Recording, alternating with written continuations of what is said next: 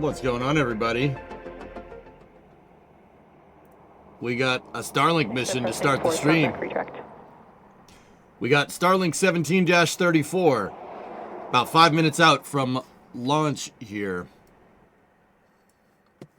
How's everybody doing today? Everybody doing well?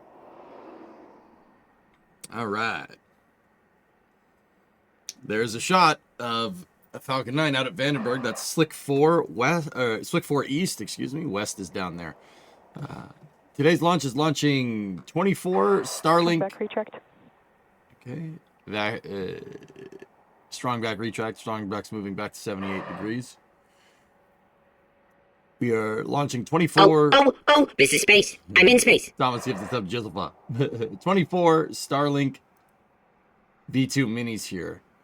The booster flying today is, first stage booster flying today is booster 1100 on its third flight on a 26-day turnaround. It's going to land out on, of course, I Still Love You. There goes the strong back retracting here. This has to be fake. There's no fog. Is this the first launch after the pause? Yeah.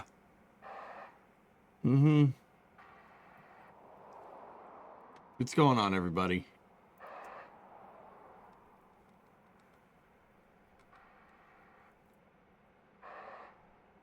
How is everyone doing today?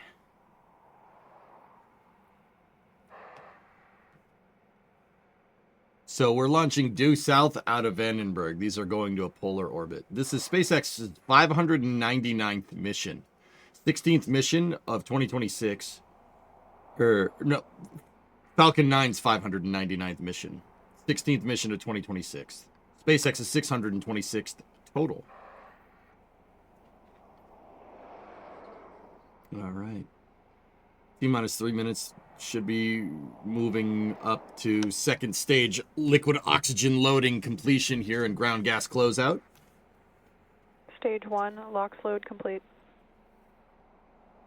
There's the first stage. Should be coming to the second stage here in a moment.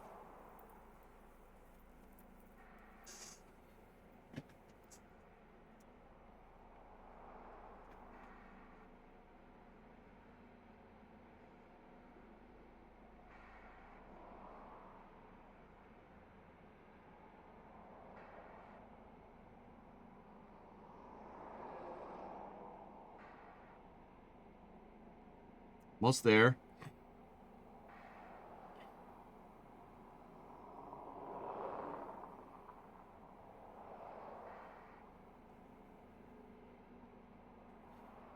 Something like that, eh, Thor? 2 minutes. Second stage tank filling should be complete here soon. And we should have a ground gas closeout. Stage 2, LOX load complete. So Taylor, on this rocket, on this launch pad, that strong back stays there. It moves to the 78-degree position, and it stays there. It doesn't throw back like pad 40 or 39A. That is SpaceX's oldest piece of hardware that's used for launching, to my knowledge. Ground gas closeouts. There's the ground gas closeout. Next step here should be rocket startup here in about 20 seconds. What they're doing there is they're evacuating all of the propellants out of the launch structure because the fuel lines for the second stage are in there. You can actually see the fuel lines right there. Fuel and oxidizer, I'd add. They're evacuating all the oxidizer out. And when the oxidizer, the liquid oxygen, hits the atmosphere, it turns to gaseous oxygen. Falcon 9 is in startup. There's the call for startup here. 54 seconds till we get a launch, hopefully. Clean your camera. That's not me. That's not me, fool. Launch director, go for launch. Launch director reports go. T-minus 40 seconds and counting.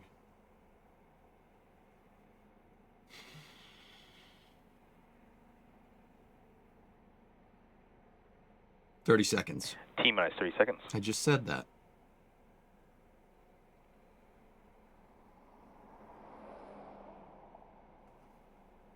"20.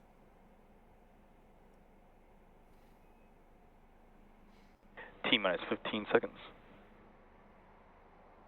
Pad deluge system is active. T-minus 10, 9, 8, Sound suppression 7, system should 6, be primed. 5, There it 4, is. 3, 2, Ignition. 1. Ignition. And liftoff of Falcon 9. Go SpaceX, go Starlink. Good. We got a midday liftoff here Vehicle's pitching down. out of Vandenberg of Starlink 17-34. LMD chamber pressures are nominal. Good call on first stage propulsion there. Falcon 9's doing the pitch over now, aligning itself to the proper heading on the compass for proper orbital inclination insertion. Let's see. Colloquially called a roll program in spaceflight. There it is. There's the roll. That's a big roll.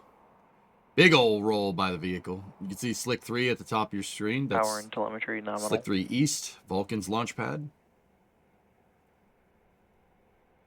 Good call on power and telemetry here. We should be hearing a call for supersonic here momentarily. Falcon 9 supersonic. Told you. Should get a call for maximum dynamic pressure. Peak aerodynamic compression load being exerted on the vehicle Max Q. due to aerodynamic drag. There it is.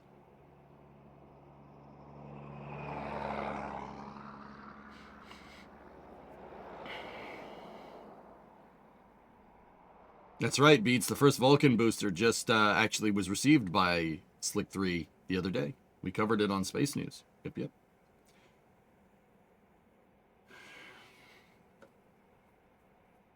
MVAC chill. Second stage priming has started.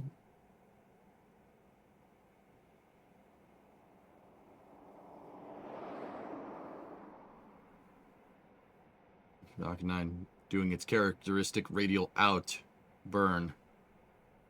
Squeeze a little bit more performance out of the first stage. If you look, the first stage is slightly tilted up relative to the horizon. You can tell because of the plumes. If you look at the gases coming out of the rocket engines, they're asymmetric because the booster is flying like this. What happens when it stages, it'll straighten out and then it'll eject the second stage. And you'll know when it straightens out because the plumes will become symmetrical again, just like that.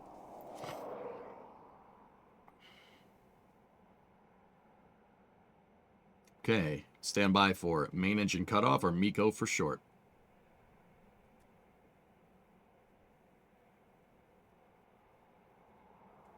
Stage There you go. separation confirmed. There we go. We got a good separation. Upper stage ignition. MVAC startup.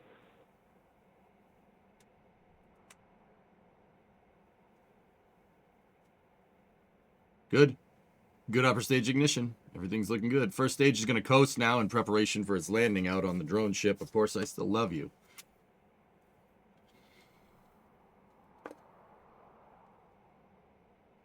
Fairing separation confirmed. There's a call for fairing separation.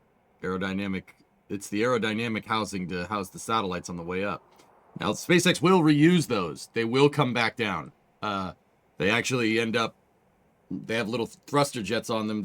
So if the fairing's like this, it separates in two pieces. And then, you see it flipping away in the second stage camera. And what the jets are going to do is turn them so the aerodynamic part of the fairing is going to go through re-entry. The fairing's actually light enough and a big enough surface area to not require that much of a thermal protection system. It's not very high mass comparatively to its volume, giving a very high coefficient of drag and a low ballistic coefficient. Meaning it's like if you were standing at the top of a tall building and you had a piece of rock and a piece of paper and you dropped them, the rock's going to go straight down until it hits terminal velocity or hits the ground. Right? The piece of paper will just... That's what the fairing does. It's basically like dropping a feather. So it will go through some re-entry, but it'll make it through because it's so light comparatively to its size. The fairings are made out of carbon composite and aluminum. They're very, very, very, very light.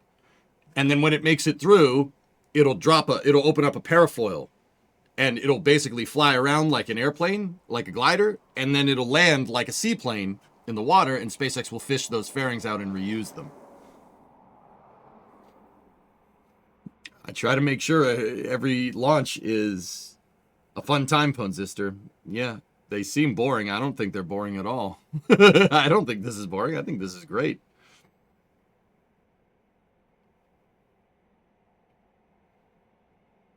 Okay.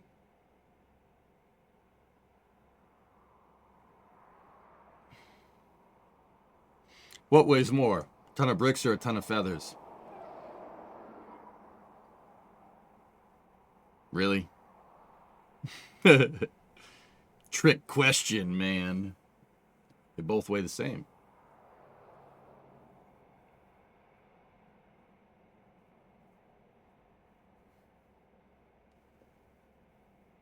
It always impresses you how much SpaceX tries to recover and reuse.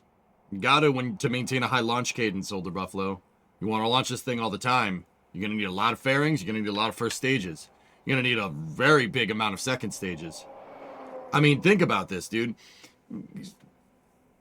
SpaceX launched, I think.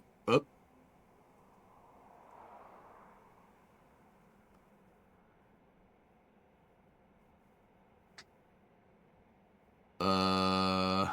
Okay. SpaceX launched, they launched, what was it, like 170 times last year? That's 170 second stages in a year. That's pretty crazy. That's an upper stage every 2 days. More or less. That's ridiculous. Stage Like, 1 engine burn startup. Think about the mass Stage 1, production STS here. has saved. A second stage every 2 days? Okay. There's my favorite part right there. First stage is slowing itself down. The first stage, remember I was telling you about the fairings, right? Fairings are really, really light, so they just coast through reentry. The first stage is a little bit different. First stage is a lot heavier, all right? It's a lot higher mass, so it has to slow down by firing Stage its 1 engines. engine burn shutdown. Firing its engines also becomes its heat shield. That shields the first stage in a cooler column of gas. And actually works on a similar principle to a heat shield on a capsule. You know, it actually slows the booster down and keeps it cool. It's its thermal protection system for reentry, which is really cool. I think that's really neat. It's my favorite part. Supersonic retropropulsion is what it's called. It's an idea that was pioneered by NASA for Mars entry, descent, and landing. SpaceX just uses it here.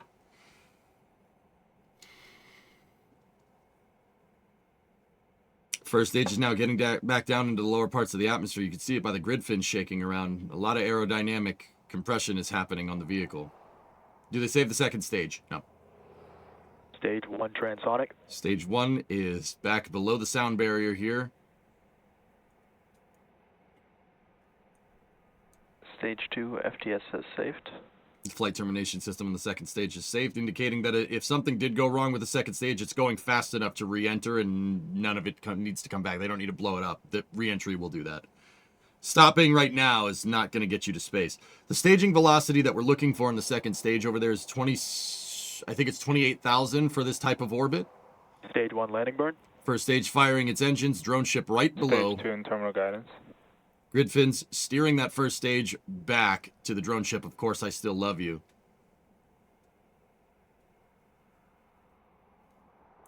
When the rocket gets to a certain speed, the grid fins lock into place, landing legs deploy. You're on thrust vector control guidance here at this point from the first stage. One engine. Down in the center, little bit of a rough landing out on. Of course, I still love you, but well within the bullseye there. Booster 1100 completes its third flight. Once again, the staging velocity that we're looking for here is around 28,000.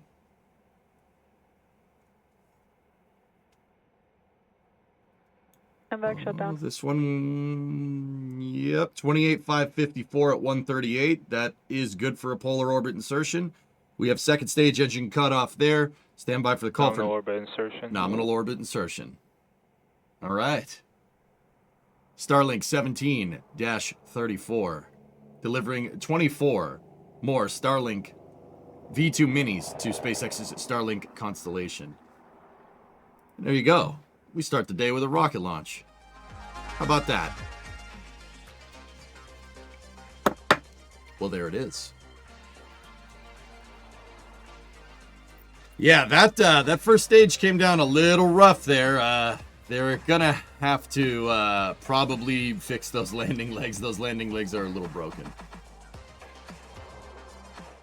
All right, cool. So, yeah, that's gonna do it for the coverage. That was fun, man. That was good. Always good to start with a rocket launch.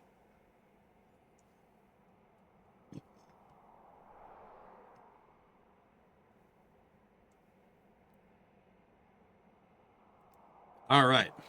Yeah, slight hover drop. Did you see that? It stopped a little bit above the drone ship because the drone ship was rocking back and forth on the seas, and then it plunged it right back down. That was, I'm not going to say that was close to blowing up, but it was close to blowing up. But it's fine. It'll be okay. There's a crush core.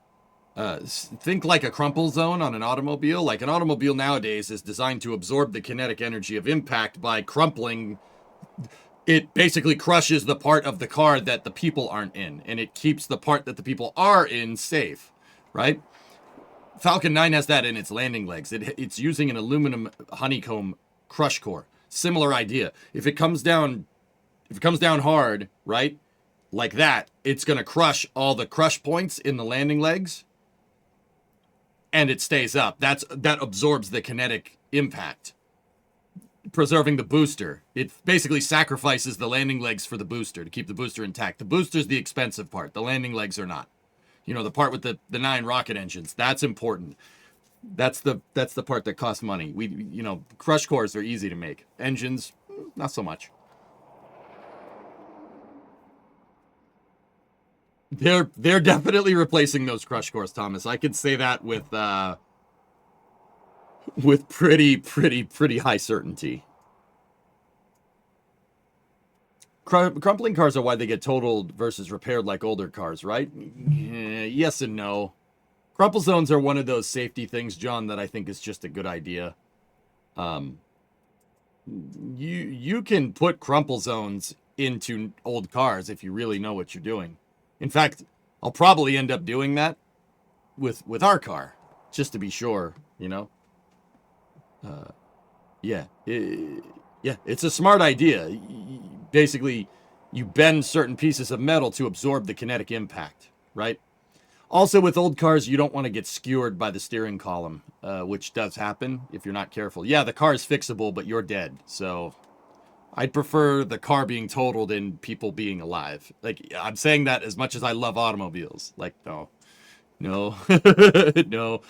Anyway, so speaking of automobiles, is it time for Winter Car? I think it's time for Winter Car. I'm going to jog the YouTube stream here, and we'll switch over to that. Stand by for a momentary loss of signal. I'll see you guys in a moment. Thank you for watching the Starlink 17-34 coverage. I had to check. I've lost track of how many freaking Starlink launches there are. That was already SpaceX's 16th mission. We're only a month in. They've flown 16 missions, which is basically one every 2 days. Even with a freaking FAA grounding. This is great, man. I love it. Keep doing that. Anyway, I'll be back in a moment. Thank you very much for watching.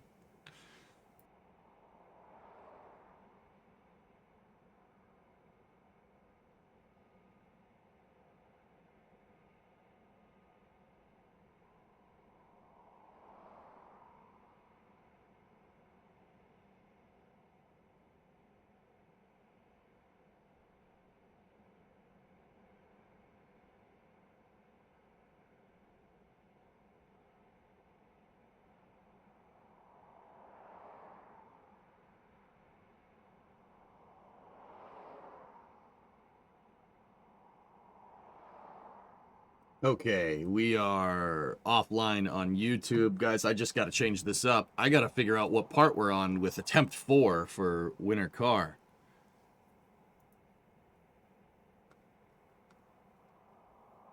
I also had a dream about Factorio. And when I close my eyes, I see inserters. That's not great. That's not great, dude.